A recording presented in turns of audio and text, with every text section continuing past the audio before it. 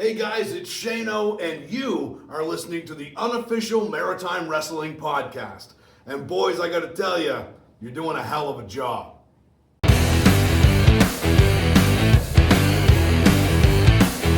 Canadian strong, maritime proud. Hear the roar of the fans, feel the crowd. Every slam, every fight, every story we shout. Legends are born, there's no doubt. From Halifax rings to PI lights, the action is heavy, the energy ignites. Feel the thrill, it's gonna be a blast. Welcome to the Unofficial Maritime Wrestling Podcast.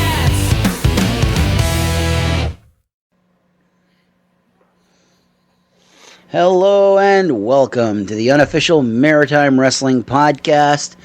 As the Dave Boyce man cold ravages through the podcast crew, or at least half.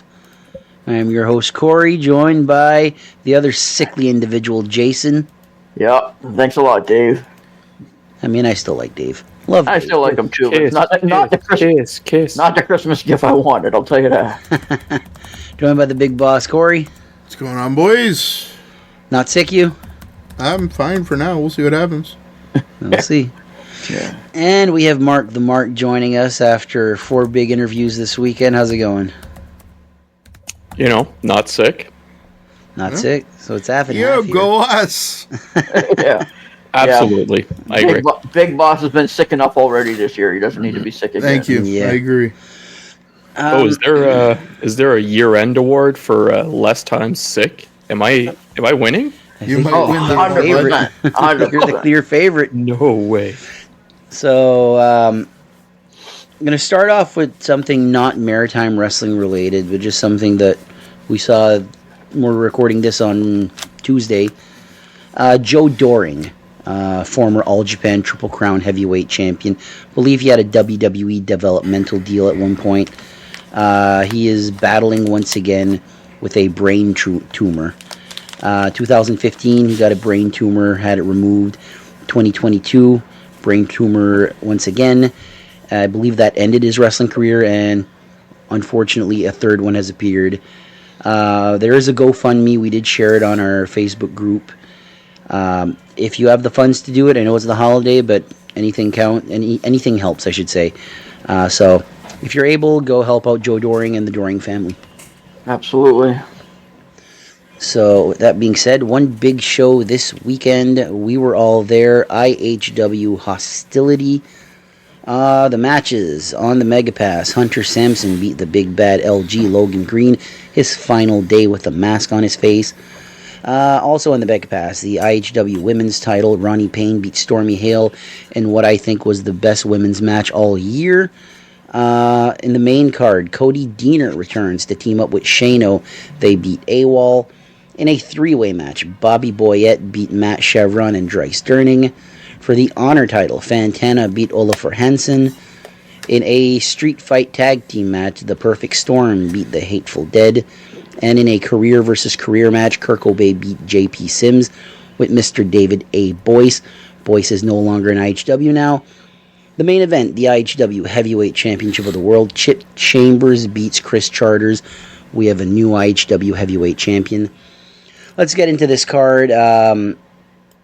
Boys, how was your experience at this show? Pretty good show. That was great from first bell to last bell. It was a fantastic show. I really enjoyed it. Mark, what did you think of it?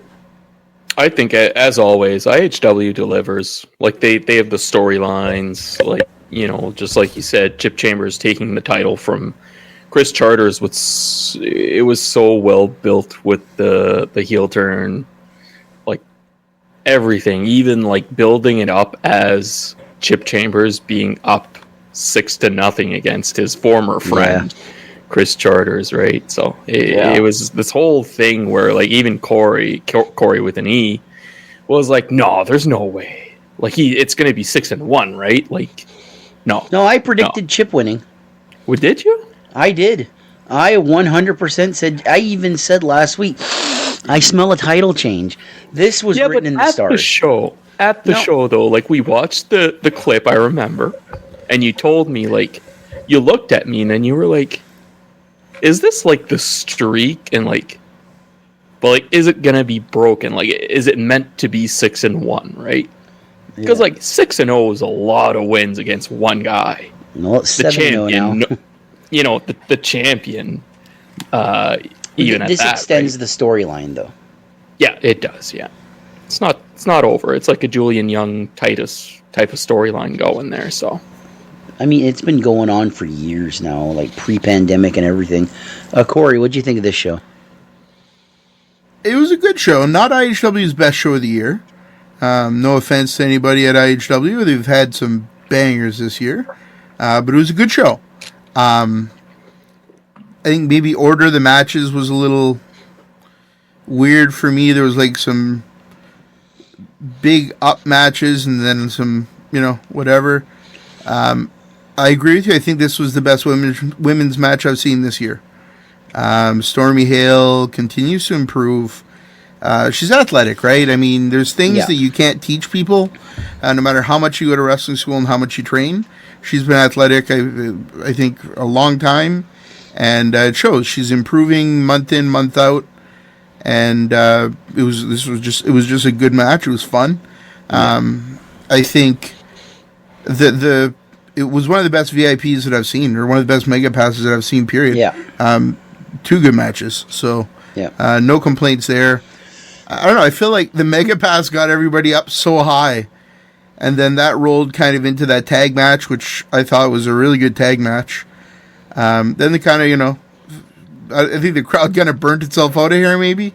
Yeah. And then we started to come back there by the end. But there was a lot of good matches. It was a lot of fun to watch. Yeah. And I don't know. As you see the year come closer to a close, it's kind of sad. Yeah. To me, like, you said it well, though. The Mega Pass had 2 excellent matches. Oh. Any Mega Pass that has Logan Green with a mask on his head, just Logan's worth his weight in gold. In this match, you had AWOL come out with, who was it, Mark or I think it was Mark. Like your spandex, or what was it, Mark? LG's pink nylon. His nylons. His nylons. He kept telling AWOL, "Where's your nylons?" And like, Where's your nylon? The spot that made me laugh is they just put a like light pink mask on, like looked like a ski mask, which looked nothing like the hot pink mask that LG had.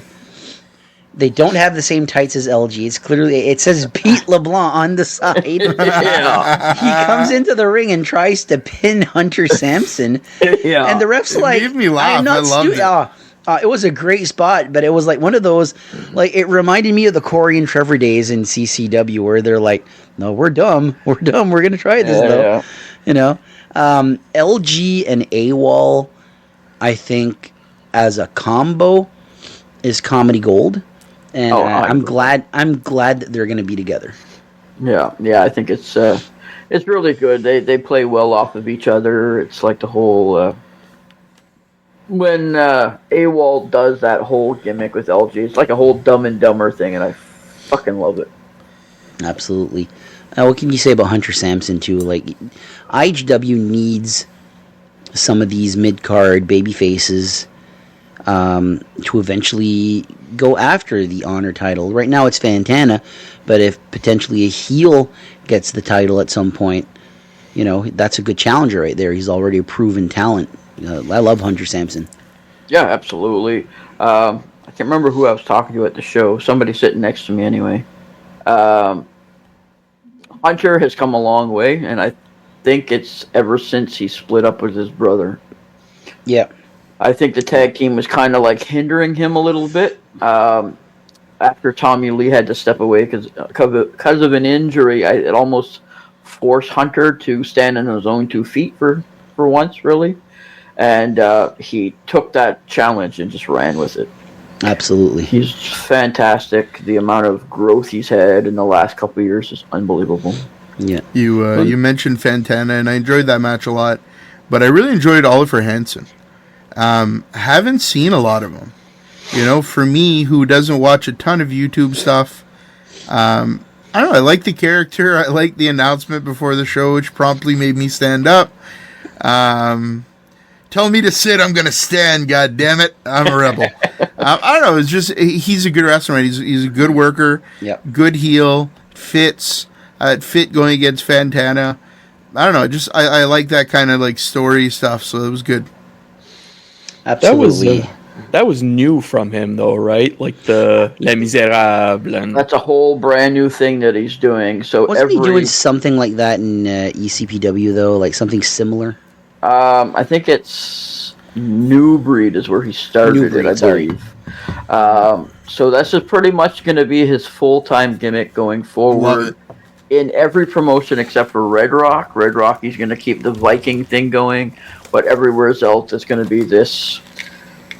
I'm loving this new gimmick. I don't know, this weird new gimmick, and it's going to be a different theme or a different entrance every time. So it's going to be like completely It hit me with shades of William Regal.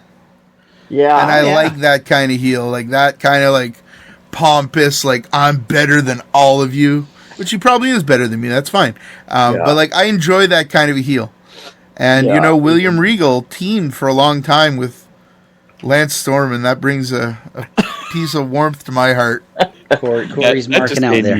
Yeah, baby! Think of one guy, actually, Jean-Paul Levesque. Ah, yes. Yeah, Mark had me laughing because the whole time during the JP Sims match, he kept going, Jean-Pierre! And he's standing next to me. And I could tell when Mark was recording and when he wasn't. Because every time he'd stop recording, he'd go, Jean-Pierre! And then he'd start recording again. And I was like, fucking Mark. Jean-Pierre Sims! Uncle Dave! You should team up with Oliver Hansen.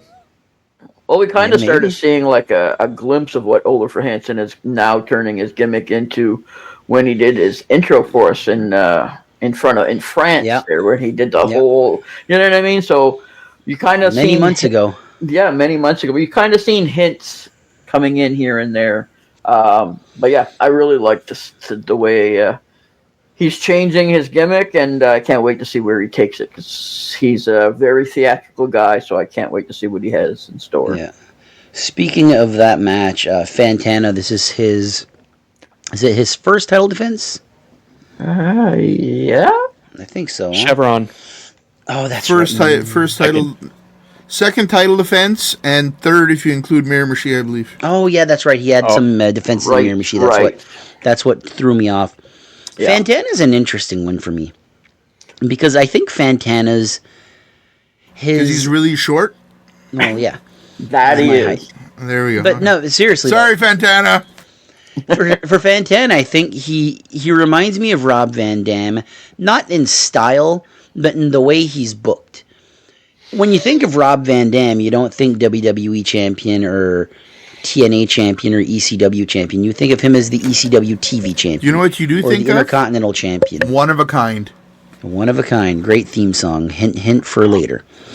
So there's on that subject though, there's actually somebody that puts Rob Van Dam on their Mount Rushmore. Like there's a couple of people just out useless there. Information. Let me finish my story. Jesus Christ. God, every week with this. Every fucking week. Okay, there, LG. Shut up. Jeez, you ask your wife about me. I'm not married. Jeez, not yet. What was I saying now after getting interrupted twice? I don't know. Something about Fantana. It's not out of the ordinary that he would win a world title. No. I think that he is over enough, but I think his strong suit will be in the mid-card title. I think he elevates that belt to something where he makes it special. 100%. But I do think that he could win a world title. I do also think that a world title reign would probably be short. And there's nothing wrong with that. To me, there's a quote from way back in the day that there was a wrestler that was going to win a title but lose it the next day. And he complained about it. And the promoter was like, do you want the title or not? Because you're putting your name with all these guys. You win the title for one day. This is probably the biggest moment of your career, even though you're holding it for a day. Do you want the title or don't want the title? Which is it? Yeah, I mean, there's some champions that make a title better, and there's some champions that need a title. There are some wrestlers that need a title in order to get to that next level. There's some guys that don't, and Santana is one of those guys that doesn't need a title to be over. Period. No, he'll be over no matter what. No matter what, and he's probably one of the biggest workhorses in maritime wrestling. The guy's been at it for 17, 18 years at this point. I mean, you know what I mean? He's been at it nonstop. He's still young. He's only, 31, 32? Yeah. So he could easily have another easy 10 years under his belt as long as he stays healthy. So, Absolutely. You know what I mean? He doesn't need those big championships belts. But the honor title is fantastic for him because, I mean, his whole gimmick is about being honorable. He's, you know what I mean? He's the people's champion. He's there for the kids. It's a fantastic title for him. I think it goes to my point that he elevates the title like that. Like, as River Valley champion, elevated it. As IPW PEI champion, he elevated that. As the Honor champion, he's elevating that. The Twin City Wrestling TV title, the NWE Elite title, it's all titles that are mid-card titles that he elevated to a whole new level. Santana has one world title to his name. He is the first ever NWE heavyweight champion. He could win another world title at some point. I just feel that his value, like him winning that, does nothing for that belt. Yeah, because there are so many other people. I think he elevates that mid-card title to almost main event level. Yeah, well, we've talked about it in the past. Some guys put prestige on a title. We talked about the Maritime Cup. The reason that Bobby Roode was given the first Maritime Cup was to put prestige on that cup. Same thing with the mid-card titles. Having Santana win those mid-card titles puts prestige on those titles. I mean, as far as a heavyweight title goes, it's not really the same, I don't think. Yeah. No, there's so many. It's crowded up top. Yeah. Of guys that not only are there, but guys that are coming up. And Santana's right with them. Oh, yeah. But there are guys that are going to go past the mid-card title, whereas Santana's a guy that can elevate that title even further. Like, there are guys that'll grab that title. I remember Chris Jericho winning the Intercontinental title for like a 9th time. Nobody cared. He had been world champion before. He brought nothing to the belt anymore. Yeah. It's not like that for Santana because he's an explosive character. And he's one of the best right now. 100%. Absolutely. There's one way though that it would be possible to book it, honestly, like in the right way, I guess I could say, is that I wouldn't feel bad. Like, if I kind of put myself in the spot of Santana, because it's like you're saying, he's kind of between the two, right? He's kind of between the mid and the main event and all that. He's an upper mid card. Exactly. But, like, even if a person was to be a first-time world champion, imagine if he has a defense against Santana. That looks good on him. Absolutely. Oh, absolutely, because Santana's a threat. I would be proud of that. I would be proud that my name carries that weight on that guy's title defenses. That goes to the point I was making. That just adds to it. So thank you for proving me right. Yeah. People don't do that. For one. Cody Deaner returning to the Maritimes. This was kind of out of left field. I made the joke that the last Maritime wrestler, or the last person from mainstream wrestling to appear in the Maritimes more than once in a few months, ended up moving here, and that was Robbie McAllister. I think Cody Deaner just liked his time in the Maritimes. He had a booking in Fredericton as a guest speaker earlier in the week for 2 days. So while he was here, IHW jumped all over it.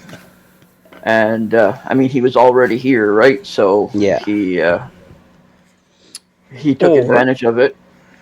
Or he booked those sessions in Fredericton so he could be asked by IHW to go there. Yeah, that's a good possibility as well. I think we got it, boys. He wants to move here.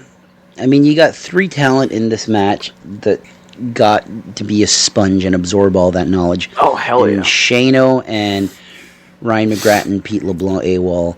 Hell of a match here. Yeah, it was fantastic. I was talking with Pete a little bit later in the night, and I was like, man, it's not everybody that gets to face Diener and Artois in 1 year. A hell of a year for Pete. That's huge. That is huge. A 3-way match, Bobby Boyette beating Matt Chevron and a debuting Dries Durning. First off, at the end of this episode, you will hear the post-show interviews in IHW. And Mark just keeps knocking them out of the park. The Chevron interview might be one of the funniest things I've ever heard. Mark, ketchup? Mustard? Maybe? I actually had some ketchup tonight on a hot dog, so... Ketchup or red dye 40, Corey? Maybe you're you going both. stupid. I had both. Yeah. Fuck. Dries Durning, his debut in IHW. Yeah, This replacing Covey Christ with all people. Yeah. Corey Robishow turned to me during this match and dead serious went, Dries Durning is the best young talent coming up right now. Oh, 100%. Like, the kid's good. The kid's really good. And they booked this match properly. Like, the way that Bobby was, like, dominating him, throwing him around and stuff was, I don't know. Yeah. It's the way to book something like that against him. You can see so much of his dad in him. Just the kid's reckless abandon. It's my only worry. I don't want to see him die. And not just Bobby, but Matt Chevron, who's a savage in the ring. Matt Chevron's one of my favorite guys to watch. He's so smooth in the ring. Oh, that kick when he caught Dries in the chest right at the start of the match. The snap I thought he broke a bunch of ribs at first. I was like, oh my God, he just killed a 16-year-old. Is that manslaughter or boy slaughter? A lot of people are asking if we're ever going to see heel Bobby Boyette in IHW. A lot of people that have seen heel Bobby Boyette say that this is a killer. This is one of the scariest heels ever. What works best for Bobby Boyette in IHW? The babyface run or the heel run? I don't know. That's a good question. Right now, I mean, everybody's seen him as a babyface in IHW, so it's hard to say what storyline he could be part of to switch him into a heel. Yeah. I mean, if anything, it might be somewhere along the line switching into a heel, going after maybe the Honor title. I mean, you could also look at the Battle Royal or the Royal Rumble that they did, where he technically won. Yeah. And he keeps getting screwed out, getting screwed and screwed and screwed. And then finally he turns. Yep. Mark was right. I was right. We were watching his heel turn. We were watching the promo. The Chip Chambers and Chip Chambers and Chris Charter's promo. And Boyette throws out Chip. I turned to Mark, oh man, I guess you were right. But a heel Bobby Boyette intrigues me in IHW. Yeah. I mean, it would, like I say, it's all going to be dependent on the storyline. We know IHW puts together some really cool storylines. So, I mean, the main event was like 6 or 7, 8 years in the making. So I can just imagine what a heel turn for Bobby would be. But I think it'll be interesting. We'll have to wait and see what happens. As it was announced by General Manager Remy Petit. Let's wait on that. We'll get to that at the end. Okay. Let's go through the final 3 matches first. Perfect Storm and the Hateful Dead in a street fight match. No holds barred. Interesting match. At one point, they went into the bathroom, and Ricky Mortis came out with a tail of toilet paper out of his pants. Can I use a quote here? Go for it. He went to go get some TP for his bunghole. Oh my God! Mark He was the great Cornholio for Mark like is our 2.5 minutes. Beavis. He's the Beavis. Amen. Amen. He's So Beavis and Butthead. there you go. Shit, I'll take it. How Sugar Knee's coughing up a lung here. Thanks, Dave. I'm not feeling great. So let's just. The winners of the match was the Perfect Storm. I did not see this one bloody coming. perfect storm. A bloody perfect storm. There was a few spots here that I know Julian was laid open hard way. I think Cut on the side of his head. I don't know if it was the stop sign or the garbage can. I think. I think it might have been the garbage can lid. Possibly, but yeah, it cut him on the temple on the. Yeah, I think when they right did the side of his Swanton head. bomb, he had a bunch of stuff on him, and I think it just slid off his head and just sliced him. I thought for sure the Hateful Dead were going to win this, and I thought sometime next year, Perfect Storm are the first tag team champions. They did announce tag titles are coming next year.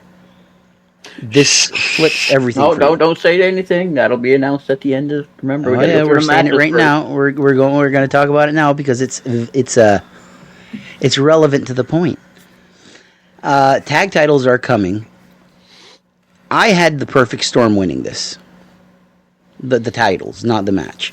The Perfect Storm win this match. This leads me to believe that the Hateful Dead are going to be the first champions. Depends on how they bring the titles in. Do they do a tournament? Nothing's been announced more than that. They're bringing titles. Right, but I'm saying if they just present them, then I think the Perfect Storm. Oh no, it's got to be a match. But it's got to be a match. But I'm saying if it's just a one-on-one match, then it's the Perfect Storm that's taking the titles. They do a tournament, however, then things are up in the air. It could be. I mean, if they do just a match between Perfect Storm and the Hateful Dead, and the Perfect Storm wins, then you've killed the Hateful Dead. You've cut their cocks and balls off right there. They're useless now. Holy fuck, they're useless. Jesus Christ, Corey, what are you doing? No, you have if the Perfect Storm are going to be the first champions, you have them win at this show. James Manning needs his balls, goddammit. Yeah. No, I agree with Corey. I think I had the Hateful Dead winning this some dirty way. And then the Perfect Storm coming out as heroes and winning the titles for the first time. So immediately when this finished, I went, whoa, didn't expect them to win here. I now would think that logic tells me, and too many years of watching wrestling tell me, that now maybe the heels get the belts first and the faces chase the heels for a bit. Mm-hmm. Like I say, we'll have to wait. And I'd be happy for that. Like Ricky Mortis, for sure. Nothing against Manning. Manning's due for it too. But Mortis has worked his ass off. And I'd love to see him get his first belt in IHW. Absolutely. 100%. 100%. I beat you to it. You owe me a Coke. I owe you a Coke? Sure. I thought I'll you were a take a Pepsi Coke. guy. I'd love a Coke right now. My throat is killing me. Yeah, I don't drink dark pop. I guess we'll have to settle for a 7-Up. That's A career versus career match. Kirk Obey beating Jean-Pierre Sims. Dave Boyce is gone from IHW. Never. Corey's such a mark for Dave Boyce. He's got his Dave Boyce Championship Wrestling sticker in his hand. And every now and then, I just make Dave Boyce pop up on the camera, just the head. And I've been enjoying it for the last 5 minutes. So, But Corey, with no E, do you think Dave Boyce comes back eventually in the future and defeats Jean-Pierre Sims to win the heavyweight title? I think the next time we see Dave Boyce in an IHW ring, he's going to be getting a trophy. Yeah. Thanking him for his years of service. Like, let's not forget what Dave's done for IHW. So, get into the match first, though. A good match. It was obvious. We already knew that Dave Boyce is done after Supercard 5. He's already We said were in denial. We were in denial. Yeah, absolutely, I was in denial. Still are. Still are, you know. Dave is worth his weight in gold. He is hilarious. I think it was Jesse on not on commentary, but doing the mic work, and he starts talking and just stops, and Dave is in the ring, and he goes, "Was that God?" I laughed so hard. Which was so funny. If you haven't seen that, I think Dave actually shared that on his Facebook, so go check it out. I mean, we knew what the end was going to be. I think I took the time during this match to enjoy Dave a little more than I normally do. Yeah, 100%. Like, I'm not saying that I go to IHW shows to see Dave Boyce. I don't want to boost his ego like that, but... Bring him out of retirement? I wouldn't want. No, I just don't want to make him think. I don't want to make him feel that good about himself. But Dave Boyce for me has always been just. It's just something I've always enjoyed watching. A heel Dave Boyce with the Firm. Boyce here. This run with JP has been very special, and he just cracks me up. Some of the best entertainment that I get in the Maritimes isn't even from somebody in the ring.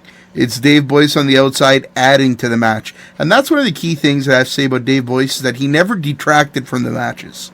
Yeah. He made the matches better, which is 100%. a damn good skill. He never made it about him. It was always about how can he make that match better. And not every manager in pro wrestling does that. Dave does it so well. And I'm just going to miss having that laugh and being able to watch him go around the ring and tell the old, ask that kid where his parents are, and handing out Boyce bucks. Yeah, just all the little things. The homeless security guard. Security guard. God damn it, man! I almost told that security guard to piss off. He kept standing right next to me, and I'm anxious. And he was standing real close to me, and I'm anxious. And I was almost like, bro, you can't. I sit on the aisle for a reason. I don't like being boxed in. He wasn't as bad this week. This show. You were further in. What? You were further in the row. Yeah. He was on my elbow the entire match. No, but you see him Normal, like a few he's shows standing ago. next to the fucking ring, and he's fucking annoying Yeah, he's people. like standing in not front of only him. that, it's about not detracting from the matches, but well, you say that he was doing that. Was it the last show before that when Ryan Storm was bleeding, and he goes to the bathroom, grabs a paper towel, wipes the floor with like the blood off the floor, and then hands the paper towel to Ryan Storm, and Storm's like, "What the fuck are you doing? Get away from me!" Like that takes away from the match. Yeah, and I think it's just a skill though that Boyce had to not take away from the match, to go back to this match, and this was just the perfect. When it finished, Corey looked at me and he's like, part of you wants to get up and applaud. Yeah. And He's still a heel. So, you look at Corey and we kind of looked at each other and we're like, oh, the best way to show respect for Dave Boyce. Nah. Like, you just, it's nothing but love. And that's what makes pro wrestling so damn good. Yeah. That's the most respectful way to send that guy out of IHW. But I'm going to miss him a lot, man. One of the things that made me laugh, I don't know if this was made on purpose. Hulk Hogan had a wind-up punch that he did. And Kirk Obey did that wind-up punch to Dave Boyce. If people don't know, Dave Boyce is a huge Hogan fan. So is Kirk Obey. So is Kirk Obey. But he did the wind-up punch and punch Dave Boyce, and I thought that was a little nod there. I didn't catch that. That's great. That's when he fell off the ring, like when he was on the apron. I don't know if you recall. Right by the finish. So, Mark, you actually caught that in one of the shorts. So I did, yes. Yeah, I got a match. couple of different things there that Dave was in, especially the one where he was talking to that kid. Yep. Don't make me cross this line. At the end of the match, the fans were chanting "Kiss" to JP and Boyce. And Sims was like, "All right, come on in," and he's pointing towards his lips, and he hits the simulator on Dave Boyce. Friendship over, partnership over, no kiss. No kiss. Kiss of death. Kiss of death, there you go. Maybe that's the new simulator, the Kiss of Death. There we go. So we had one more match to go, the IHW Heavyweight Championship. Chip Chambers, he is the brand new IHW Heavyweight Champion, beating Chris Charters. This was a match. Chip is so different as a heel. Yeah. Oh. Like, it's literally hot and cold when it comes to Chip. Chip is a babyface, the fiery babyface. Chip as a heel comes out cold as ice. Yeah, and it's not like like some heels that come out, they're like in your face. They're like, aggressive. They're, you know what I mean? Chip is nothing like that. It's almost like his character's had a psychotic break. Yeah. And he's just like trying to figure out what he's supposed to do now and live in his own little world. His theme song, all a cappella, no music, is unbelievable. Everybody that's ever seen Chip as a babyface knows that trying to get a picture of him when he does his entrance is nearly impossible because he runs like 800 miles an hour around the ring. Yep. And now he's walking right super slow. Takes him like 2 minutes just to get to the ring. I love it. Absolutely love it. I absolutely love it too. It's I know, Corey, the finish of this match you said was right up your alley. Well, it's also just it doesn't stop with the entrance. It's the way that it was very methodical, the way that he picked JP apart, and then even the finish. Chris. Jesus, it's one of those days for me. Oh God, I'm tired, folks. He just picks Chris apart, and then the finish, the 3 kicks. After the second kick, Chris is out. Chris looks like his eyes are rolling. And then you get that third kick just for the overkill. For me, that kind of storytelling. And it's obviously going to lead to a rematch because Chris was a hell of a champion. He deserves that rematch. Yeah. So, I don't know. For me, it's every little thing that Chip does when he's a heel is completely different than the way that he works as a face. It's very interesting. It's funny because we talked about this. We went to Fredericton on Saturday, and we had a long conversation about this match and describing it as it's the perfect finish to keep both guys strong. Yep. Oh, 100%. Made Chris look like $1 million. Made Chris look so strong. The first kick, and it's some things that Chris did as well. Getting kicked and the spit flying. Spit flies in the crowd. Oh, he's dazed. Gets hit with another Yakuza kick in the corner. Spit flies. He crumbles. He doesn't fall. He crumbles into the corner. Yeah. And Chip's got the win right there. But as the dastardly heel, one final Yakuza kick straight to the mouth, pulls him in. 1, 2, 3. It's over. Both guys look strong. Chip goes 7-0. And the storyline writes itself. The chase has begun.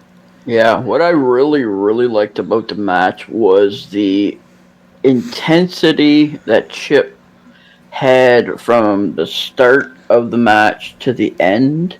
It just continued building, and you could feel it in the amount of heat he was getting with the crowd. So when he come out, there were people booing, there were people giving him the finger or whatever, but it was a quiet heat. Yep. And the more he beat down Chris, the more he kept going. They kept getting louder and giving him more shit. And by the end of the match, he was probably the most hated man in the IHW locker room by the end of it. Yep. And it was just fantastic the way he was able to get the crowd in the palm of his hand and hold them there and continue to build that heat. I just love the way it played out. It's fantastic. To me, it's funny you say his entrance because professional wrestling is very formulaic, where the fans are trained in a way. Good guy, bad guy, boo, yay. And with Chip Chambers, usually you have a heel that comes out and there's a heel theme or a badass theme. And with this theme, it's like the crowd doesn't know how to react. It's like they're in awe. Yeah. And it's so different. It's so rare that you can get a moment like that. It's why I say Chip Chambers is, no disrespect to anybody, Chip Chambers is the Wrestler of the Year in 2025. Hands down. Oh, yeah. There's no argument. I might be wrong. I might be wrong. Maybe Titus is the first. But to my knowledge, Chip Chambers is probably the first ever IHW and UCW heavyweight champion at the same time. Not to mention Maritime champion. Maritime heavyweight champion and the Pro Wrestling Ontario Trios champion. He's had multiple 5-star matches this year. The match with Madison Miles, the tag team match with Dick Durning versus Sabotage, the match with Chris Cook, which is still my favorite match this year. Chip Chambers, he's the man right now. Northborough probably isn't where it is in St. John without Chip Chambers. That first show in St. John, Agree. it went viral. I mean, it went viral Yeah. beyond the Maritimes. Yep. So Chips just had a hell of a year. It's to me, it's no offense to anybody else in the Maritimes, but Chips had one hell of a year. Yep. It's funny because we talked to Chip after the show, and Chip's just one of the greatest guys you'll ever meet, and he'll never put himself over. Oh no, he's humble. And humble as fuck, and we were like, you're wrestler of the year. It's no doubt. In my mind, if my opinion counts for anything, you're wrestler of the year. And he goes, no, Rudy Lockhart and Ronnie Payne are my picks for wrestlers of the year. I go, Rudy's had a hell of a year. Ronnie, female wrestler of the year by far. No doubt. But Chip, I will have to respectfully disagree with you. You are the man in 2025. Simple as that. 100%. Simple as that. But I mean, Chip's the kind of guy that will never put himself over. He's humble. He's hard on himself when it comes to that stuff. But yeah, he 100% deserves it. From January to December, it's been nonstop for him. Yeah. We did Mark, have... you got something? Oh, Mark?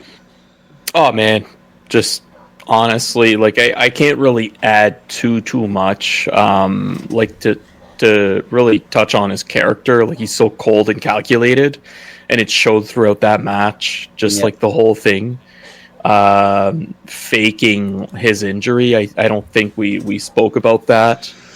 That was a really yes. really That was yes. really good. That was, yeah. Man. that got me because I wasn't sure. I really wasn't sure. Yeah. Like they were very human. It was that a was very very human very scream. good point. Yeah. Because he is writhing around in pain, and Mark turns to me and goes, "Oh no!" Like hook, line, and sinker. Yeah. Oh no! Yeah, Not the I first got time that Mark. Chip gets us this year, damn it. Yeah, I was half anticipating waiting for the crosses to go up.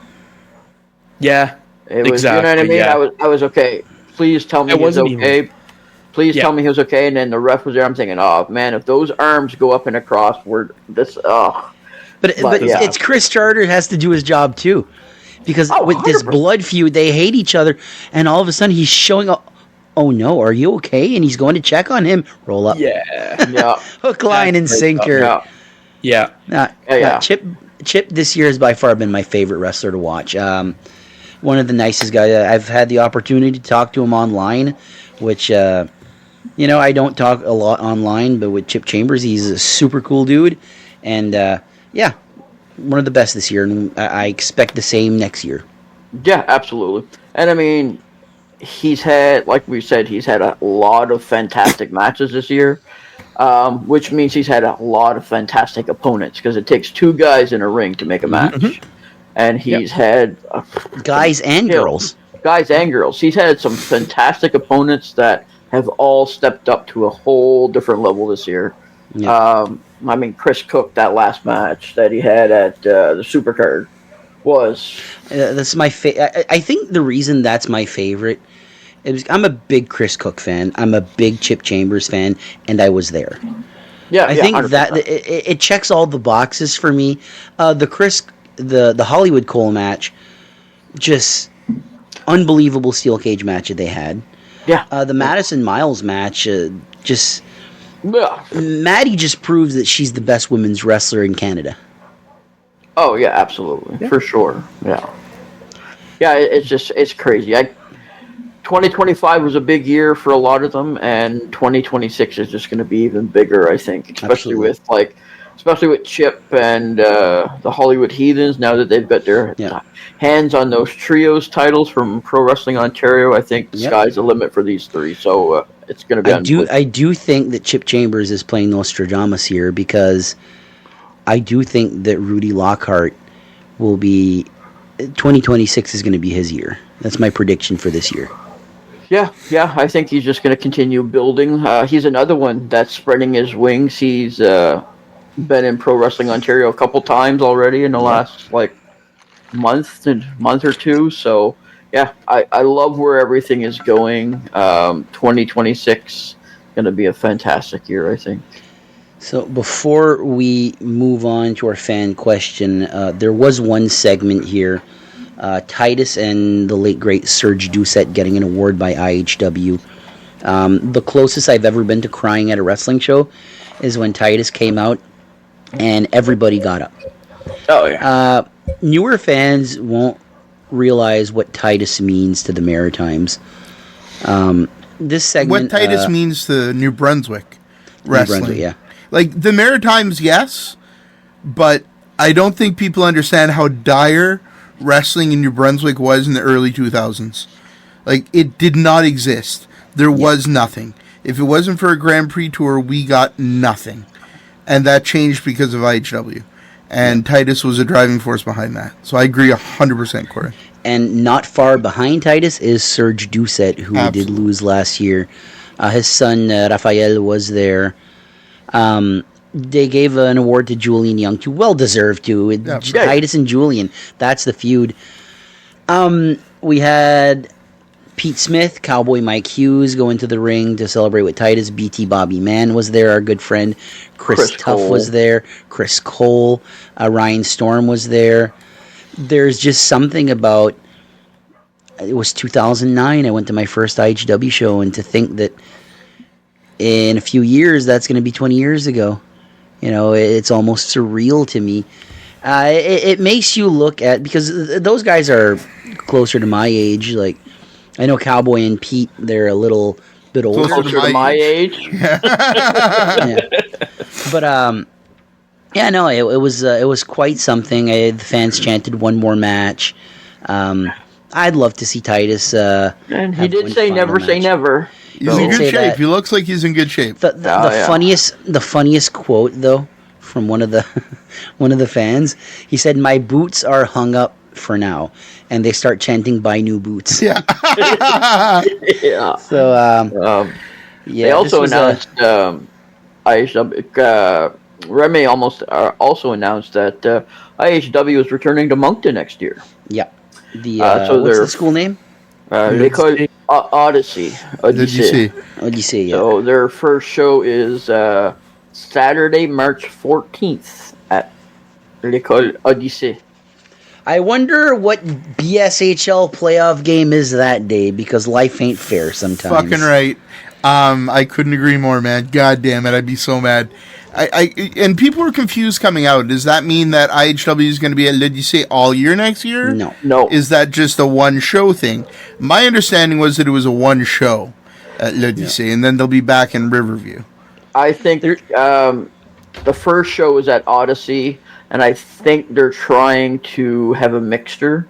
I think Kirk is trying to figure out if he can have, like, more than one show at Odyssey and have, like, one show in Odyssey, one in Riverview, one in Odyssey. You know what I mean? So we'll have to wait and see what happens, but their very first show is at Odyssey School.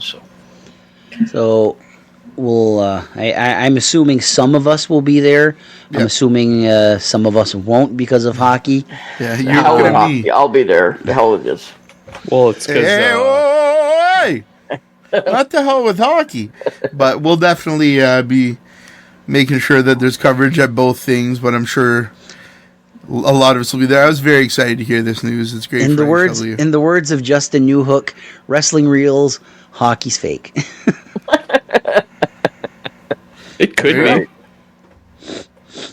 be. You know, I kid with that. Maybe.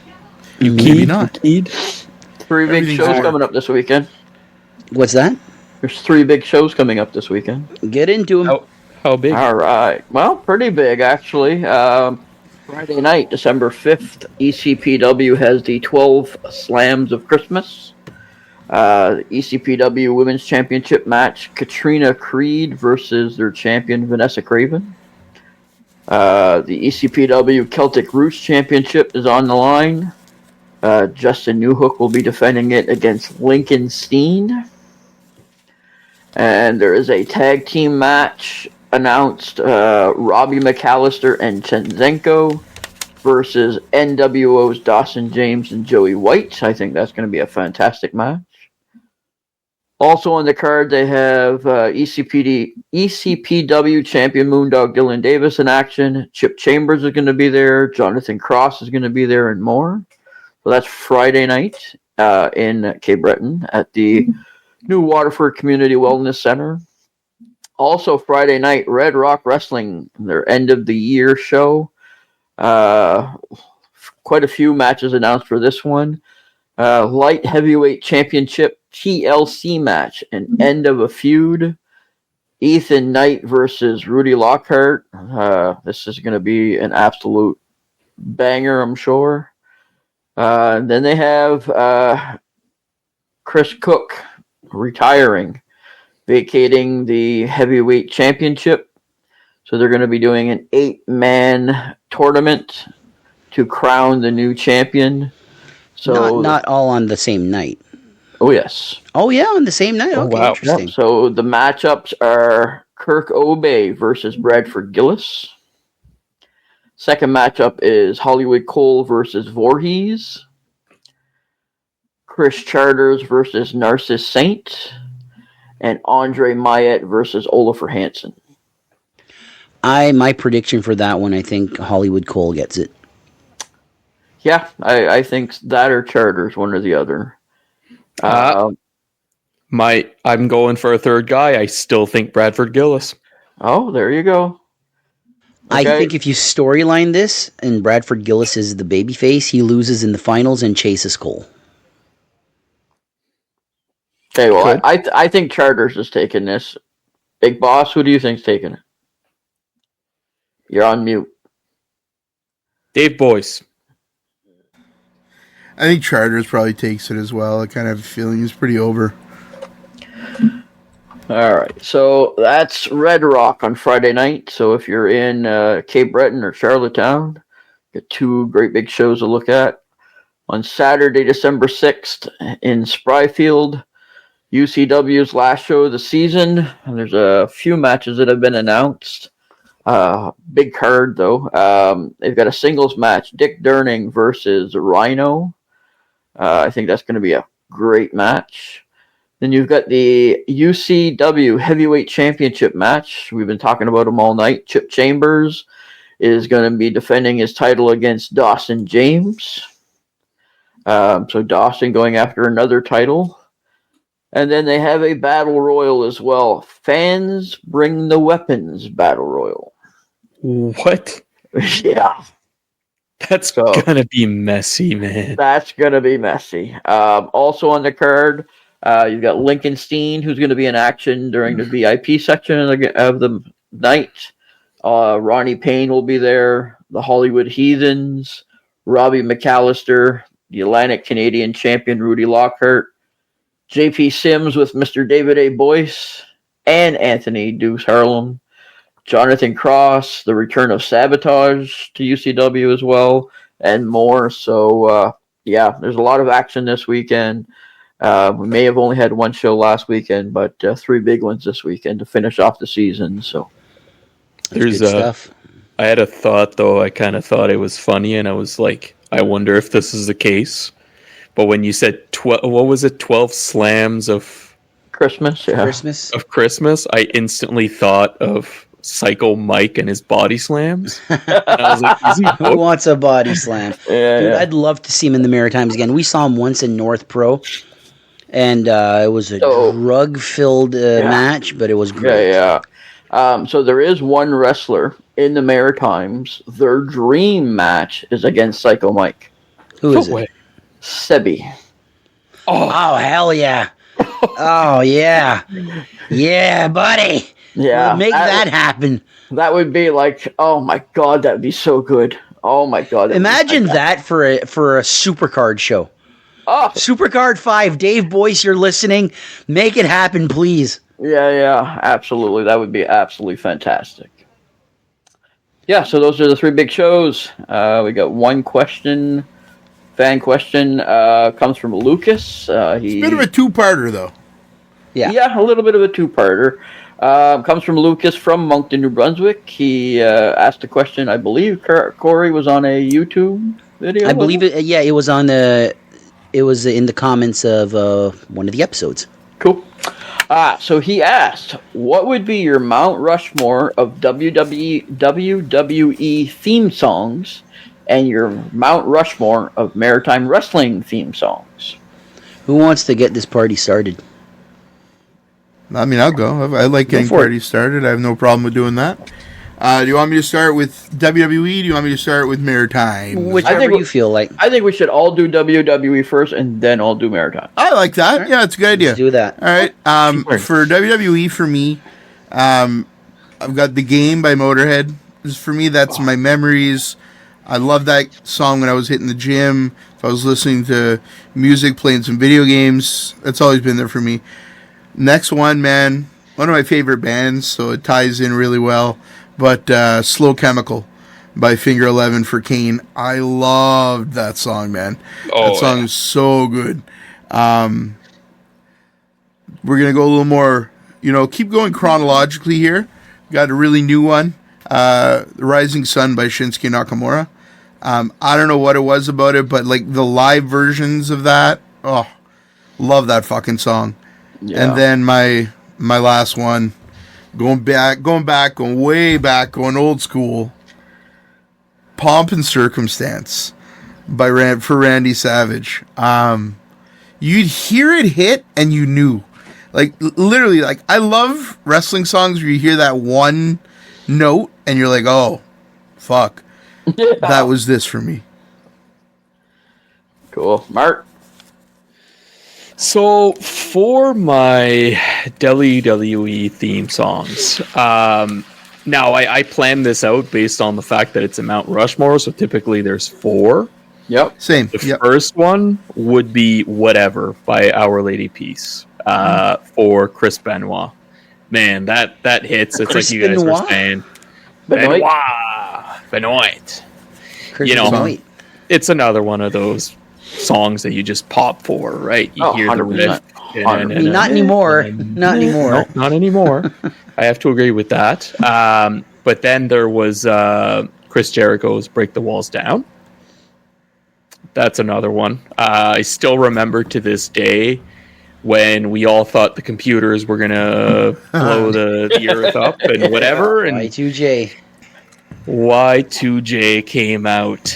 Oh man, like that show. Like not to get too deep into it, but I still remember his entrance and how I thought that was the end. As a kid, I wasn't as old as you were. Guys. Like 5. I was like 6 years old. Yeah. And I was like, "This is it. Like I'm done. The lights are out. When are the lights coming out here? Like, it's gonna happen like right now. Like, it was one of those situations, and it stuck with me for so long. After that, I would have This Fire Burns by Killswitch Engage, the original, the original CM Punk entrance song for WWE. That's still one of my favorites. Technically, Randy Orton used it once for that's right, one show. Yeah, that's right. So it was kind of a trial run there. And apart from that, I would have to go with Stone Cold. No choice. You want me to go next? Sure, what the heck? First one for me, Lion in the Sand by Motorhead, the Evolution theme songs, my all-time favorite theme song in wrestling. It fits the heel stable. Just one of the best ever, in my opinion. To no one's shock, Warrior Wildfire, the Ultimate Warrior's theme song. No shock, surprise. I became a heavy metal fan because of this song. Went to a little bit of a different route after that.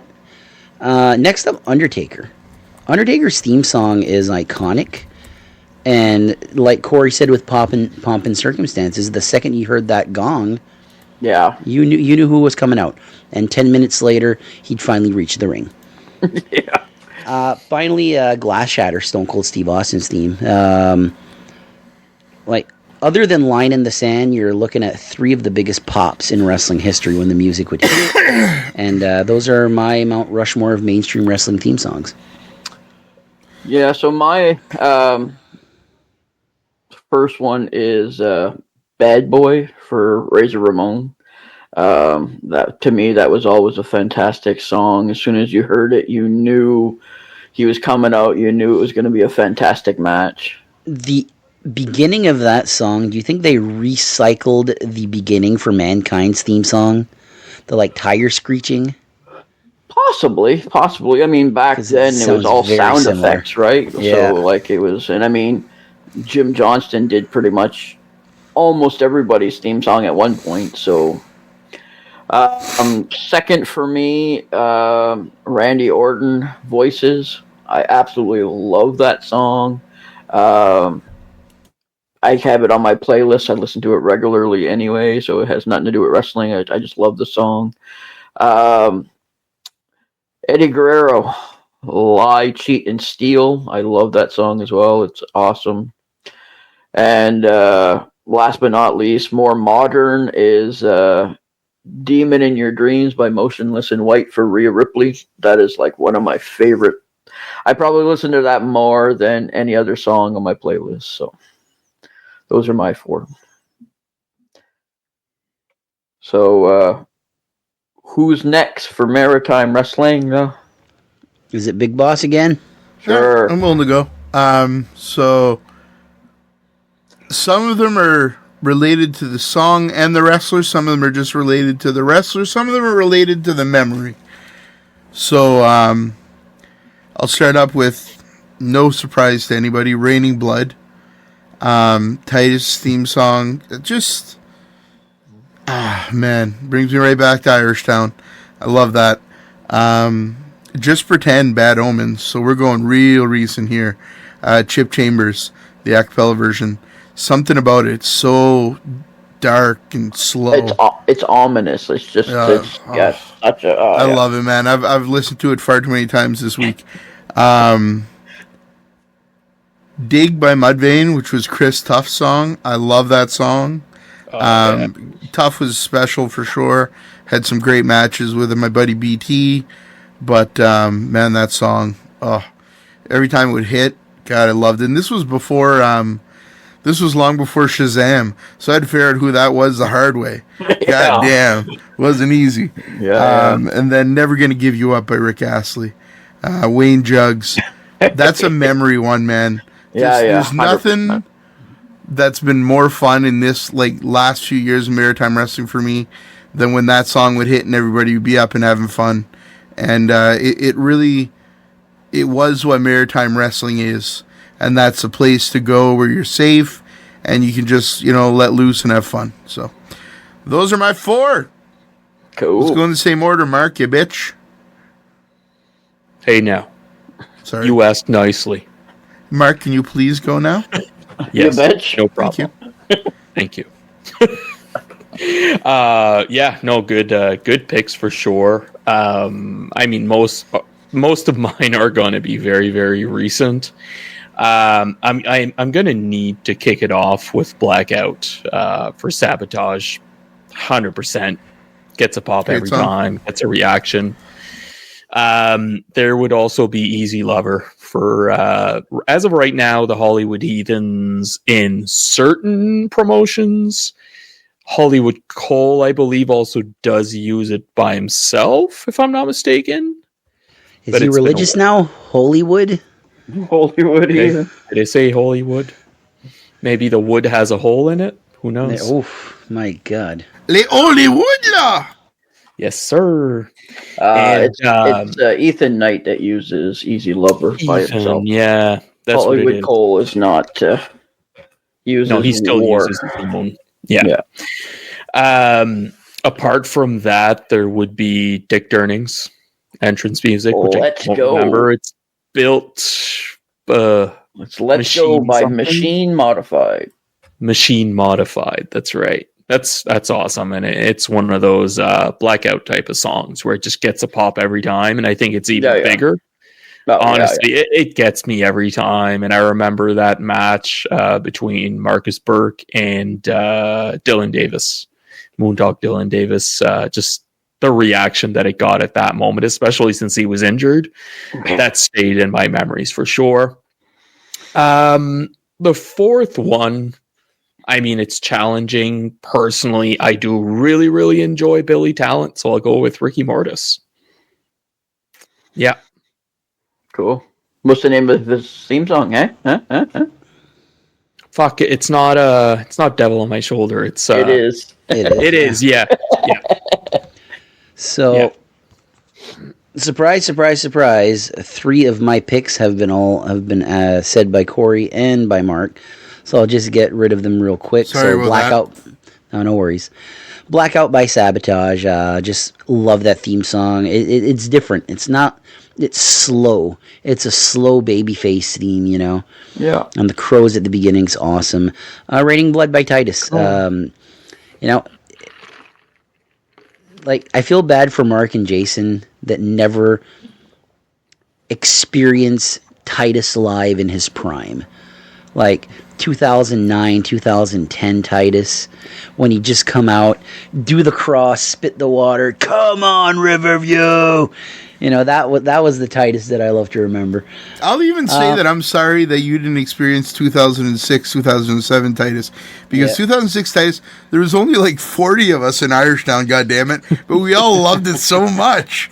But you're right. Irish Town. No, literally, it was like, oh, man. But you're right. Prime, 2009 Riverview, Chef's Kiss. Titus and Raining Blood were the only two good things about Irishtown. Hey now, I'll have You're you an know. all-star. They also had, you know what? I'll get into it another time. Ask me about the food in Irishtown someday. All right. Okay. So, third for me, Ricky Mortis, Devil on My Shoulder. Every time I watch Ricky Mortis wrestle, the next day I am listening to Billy Talent, because that's all he uses as theme songs. I know the Hateful Dead has a Billy Talent theme song. I wish I knew what it was. I have an idea on what it was, but that's my third one. I love Ricky Mortis. I think it fits him. Devil on My Shoulder fits with the Ghost. So the only one that I have different than you guys, a more recent one, and this one's just fun for me, Ace Dynasty's Everyone's a Winner. Everybody's a winner. Everyone's a winner. Something like that. I love that theme song. Spike, Everybody ST, and Slick McRae. Is a wiener. Mark ruining everything. So, You want Jason, ketchup for that or Red Dye 40? Red Dye 40. There you go. Like both. So I have four completely different ones than you guys. So my first one is Chris Cook's theme song, Warriors Call by Volbeats. That is like one of my favorite songs. I started listening to that probably like 10, maybe 15 years ago. A friend of mine had entered a bodybuilding competition, and that was her song, so I had to like cue it up and stuff for her. So I Did you say Chris Cook? Chris Cook. He has a Warriors Call, the instrumental version of it. Okay. Because to me, when I think of Chris Cook, I think of through the what's the Disturbed song? Oh, there's a lot of them. Corey, help me out here. Stricken? No, Fire and Flames or something like that. Inside the Fire? Inside the Fire. I think it's that. Oh, He yeah, used that no. in IHW, so that's Oh, okay, yeah, but his like main one is a Warriors Call by Volbeats. That was a boxing theme song, eh? Or an entrance song. Yeah. Spike Estes entrance. Cut the Cord by Shinedown. Love that song. Love Shinedown. They're one of my favorite bands. So when I heard Spike come out to that the first time, I was like, "Ooh," and it just stuck. Matt Chevron, Hammer by Whiskey Myers. I love that song. It's got a cool vibe to it. I love it. And one that I've heard a few times live, and I loved it. I had to ask him who it was because the voice sounded familiar, but I wasn't sure. Benoit Gravel. His theme song is Dead City Radio and the New Gods of Supertown by Rob Zombie. That's right. And it's such a great song. Like I said, I've heard him come out 3 or 4 times, and I thought, who in the hell sings that theme song? But yeah, I finally figured it out, so it's fantastic. So those are my 4. now. Before we sign out, Jason, you know what I'm going to ask you. Okay. What are you going to ask me? The email address? The email. It is unofficial.mw.podcast @gmail.com. If you have any questions for us, send your question to that email. believe that's it for this episode. Anything else, gentlemen? Yes, want to send out a big thank you to Shano for her intro video. Shano! That's right. The Dead Air, Shano. Dead Air Shano. I mean, I love that he's playing into the DJ gimmick. I think that's awesome. Yeah, I love Shano. We got to talk with Shano at the end of the IHW Hostility show. Great guy, absolute great guy. Yeah. I like his logo. The skull with the headphones and stuff is cool. Yeah. But definitely. What, Mark? I was just gonna say, if you guys want to send an email and talk to me about the Hollow Earth and Flat Earth and Red Die 40 and Bell Dude, the rest of Gucci, all those types of things, man. And I'm sure we can talk about it. Yeah, I think Chevron should start his own YouTube channel, Conspiracy Theories with Chevron. Talk about UFOs and pyramids and all that fun stuff. Mark can be his first guest. It'd be fantastic. As they call it in the Restagucci area, they would call it a soucoupe volante, or Oh boy, Corey, it's time to end the podcast. It is time to end this podcast, we're done. So thank you everybody for listening. We will see 40. You all in 7 days, episode 40. Till then, take care. Oh, wait. Stick around after, because we're going to have interviews from IHW. So that's correct. Stick around. You'll be able to hear 6 interviews, I believe. 6, yep. 4 from Mark, 2 from me. I wasn't going to do any, and then Dave Boyce agreed to one, and I was like, Mark, you're not getting this one. Yeah, so we got rude, eh? Shano, Boyce, Stormy, sort of a Chevron, Caden, and LG. So, stick around. They're all at the end of this episode. Conspiracy Theories featuring Matt, the Alberta Clipper Chevron, and from the Unofficial Maritime Wrestling Podcast, Mark. All right, with that being said, we will see you all in 7 days. Take care, everybody. This is Mark the Mark, post-show at IHW. We have tonight a special guest, Port City's finest, Caden. Doesn't seem very interested in being here. I gotta be honest, you can't see him. It's you, Mark. It's you. Corey should be here interviewing me. We all know that Corey and I are best friends. I don't like anybody else. Okay, well, I guess that's it. What do you want to know? Come on. Well, I mean, I was going to ask you about your injury, how it's been going, if you have a time, a timetable for your return. Well, listen. Tonight I heard some very interesting news.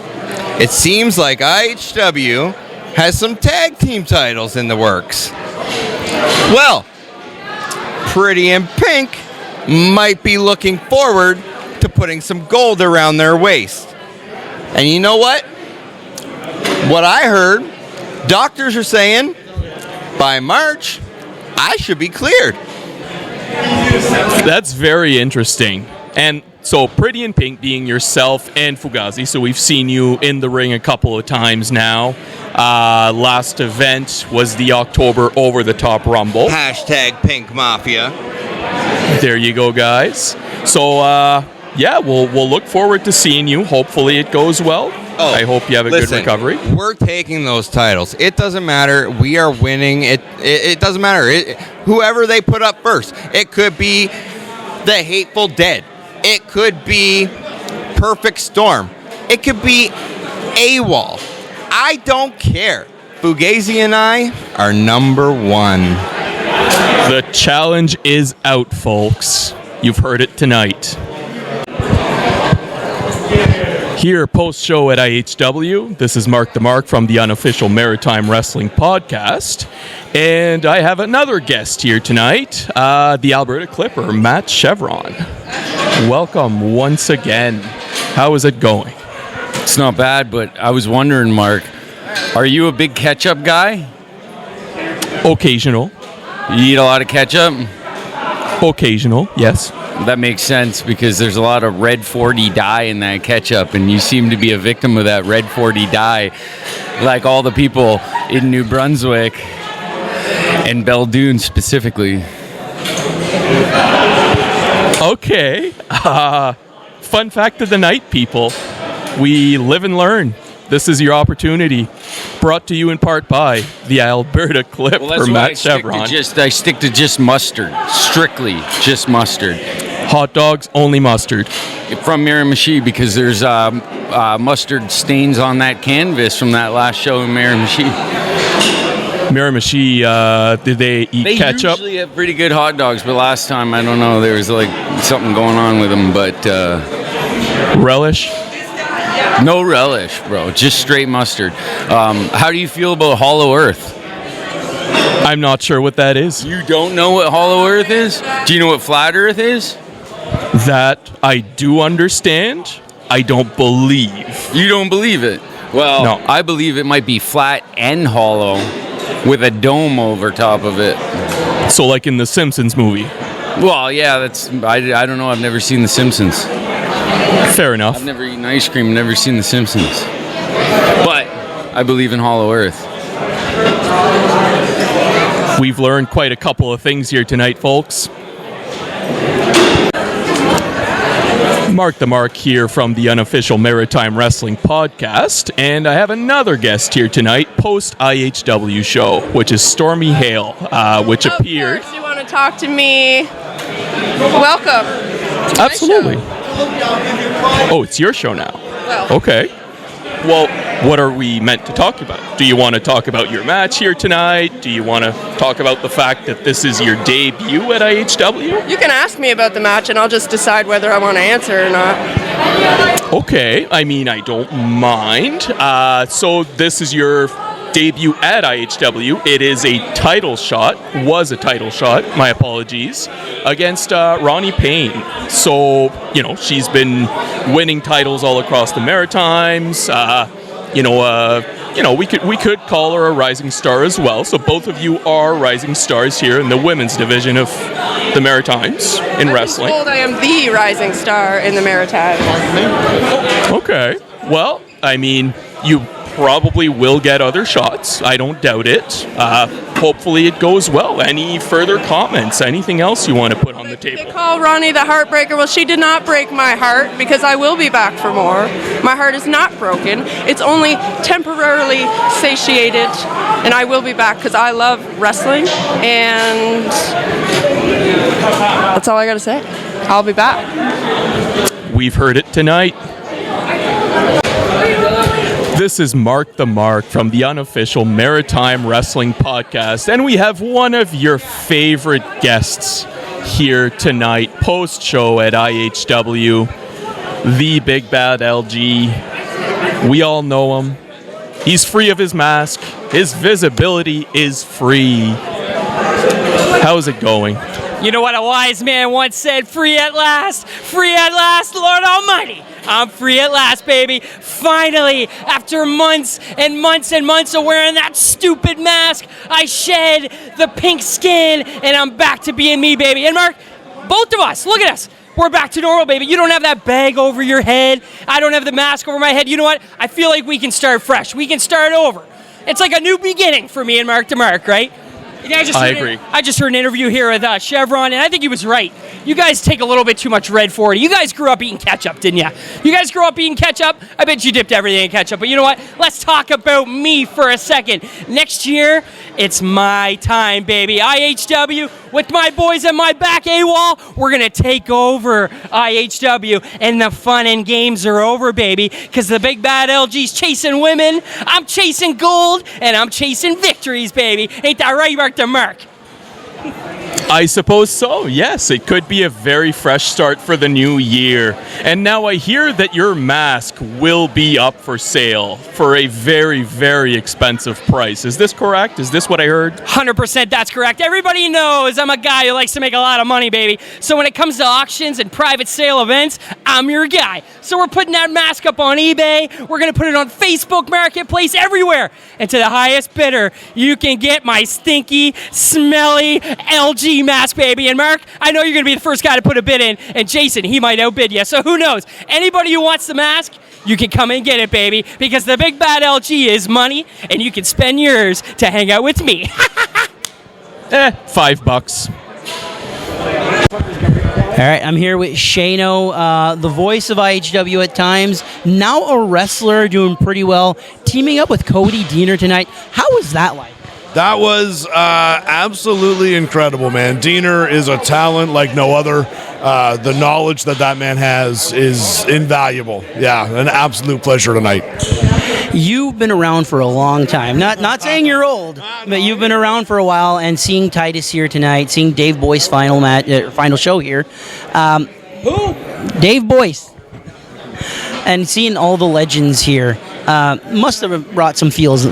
Absolutely, man. Titus was one of the guys who trained me, and he's missed, man. I miss Titus in the ring so much, but yeah, and then to have Brody Steele, Cowboy Mike Hughes, geez, man, they were all here. It was awesome, and those guys are real maritime, and not just maritime, they're just legends, man. So yeah, and I mean Brody Steele and Titus, Julian, they trained me, so yeah, it is emotional. It's kind of a bittersweet thing. You're happy to see them be honored, but at the same time, you're like, man, I'm getting old. What does the future hold for Shano? Well, only time will tell on that one, but I'm hoping to get some IHW gold around my waist, and just really looking forward to punching people in the mouth, man. I couldn't have said it better myself, ladies and gentlemen. Shano. Thanks, buddy. Thank you. All right, I'm here with Dave Boyce. Big night tonight. Didn't go your way. End of your career here in IHW. Talk to me about the years. You're a legend here in the Maritimes. Oh, yes. Well, you don't think so, but I do. I'm a Dave Boyce guy. Talk to me about some of the memories you've had here in IHW and in Maritime Wrestling. Oh, my God. Let's just focus on IHW. I was here for 12 years. It's crazy.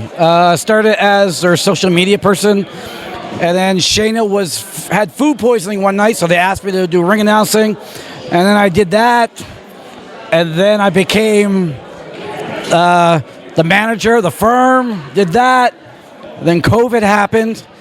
Little did people know there was supposed to be a big breakup between Titus and me, but COVID ruined that, so it sucks. But yeah, I came back after COVID, and then I was with JP for the last 2.5 years, which has been a blast. And yeah, this is it. This is my swan song.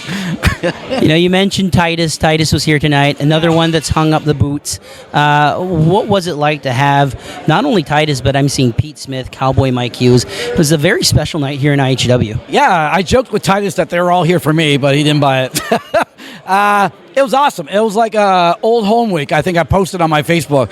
Chris Glidden was here. Chris Cole, Titus, Peter, Mike. Oh my God! It was just like every time you turned, shut up. Every time you turn around, there was someone from the past, and it was really cool. It was like a high school reunion. We're very close wrestlers. We we all act tough, but we see each other in locker rooms. We hug and fucking. I don't know. It's a brotherhood that I don't know if any other entertainment has. It's crazy. We put our lives in each other's hands. That trust, that friendship, and yeah, it's nothing like it. So to have Titus and Madison, he was here tonight. Like all the firm was here. It was pretty cool. Now you're not quite done yet. You got a few things coming up. I know you got Supercard. Is it Supercard 4 or 5? 5. The last one, and also you have the Leo Burt Cup. Yep. Talk to me about those things. So I have 5 shows next year. I already had the dates booked, so I'm going to honor them, and then I'm done. But one of them is the Leo Burt Cup, which I'm super excited for. We've already put in some work. There's some special guests coming, which I cannot announce. There may be a former WWE Hall of Famer also there. So it's coming along. The hardest part is picking the 8 people for the tournament. But it's going to be a mixture of the past and the present. So it's a little bit of for everyone, I hope, and it's just going to be a very special night.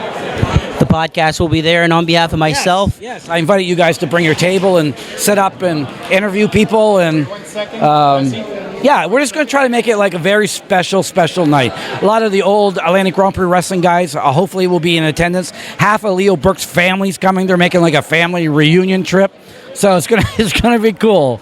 I'm nervous, but I'm excited. It's going to be an awesome night. On behalf of myself, the Unofficial Maritime Wrestling Podcast crew, Maritime Wrestling fans, a big thank you to Dave Boyce, because you're a huge part of Maritime Wrestling, and you'll be sadly missed here in IHW. Look on Facebook Marketplace tomorrow. There'll be 56 suits on for sale.